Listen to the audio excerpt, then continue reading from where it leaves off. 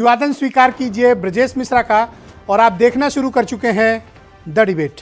बहनों भाइयों, उत्तर प्रदेश के सबसे हाई प्रोफाइल अर्बन इलेक्शन नगर निकाय के चुनाव पर हाई कोर्ट की रोक आज एक दिन के लिए और बढ़ गई है और कल उम्मीद की जा रही है कि इस पर अंतिम सुनवाई होगी और कोर्ट का फैसला भी आ सकता है। क्या होने वाला है और राजनीतिक दलों में तैयारी क्या है, मेयरल इलेक्शन को लेकर आज की परिचर्चा का मुख्य केंद्र बिंदु यही है।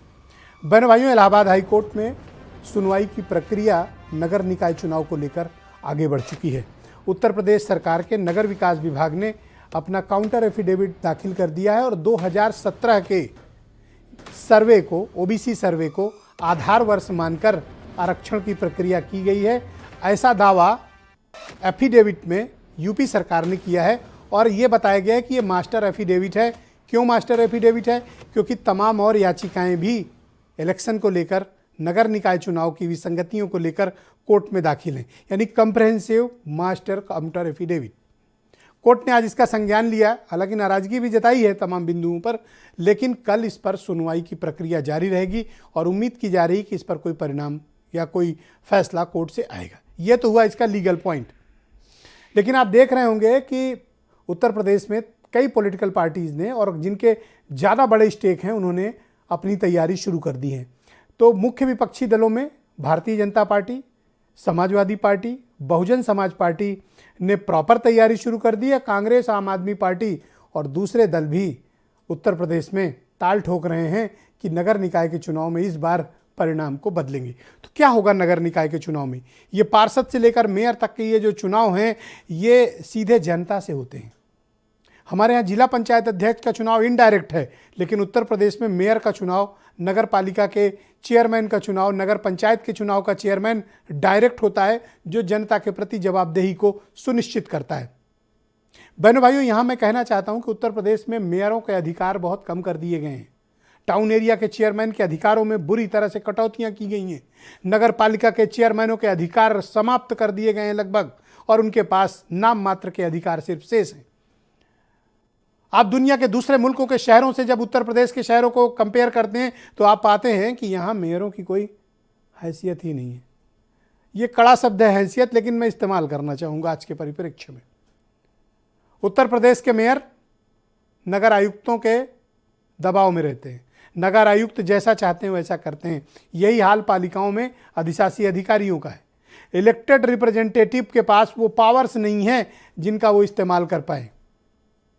राजनीतिक दलों का इन मेयरल इलेक्शन पर कब्जा है, लेकिन अनुदान देने के नाम पर सरकार ने सबका नियंत्रण अपने हाथ में ले रखा है।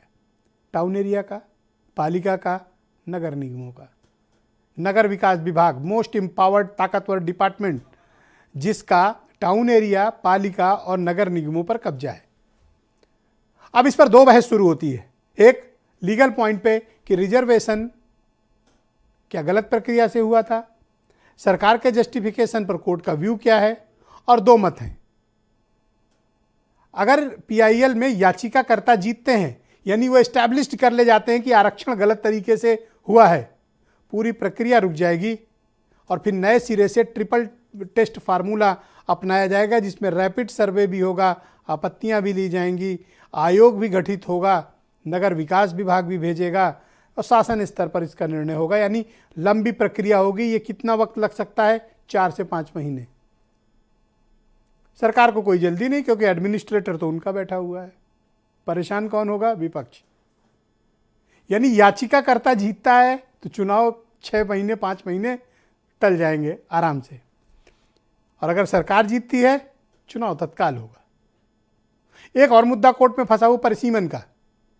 तमाम नई टाउन एरियाज बने, नगर निगम बने, जिनका शहरी क्षेत्र बढ़ा, यानी गांव या सीमावर्ती जनपदों को, सीमावर्ती इलाकों को नगर निगम, पालिका, टाउन एरिया में सम्मिलित किया गया। वहाँ जो आरक्षण की पद्धति अपनाई गई, फार्मूला अपनाया गया, परिसीमन में वो गलत फार्मूले का इस्तेमाल हुआ, ऐसे आरोप लग रहे हैं। इसकी भी तमाम याचिकाएं पेंडिंग हैं।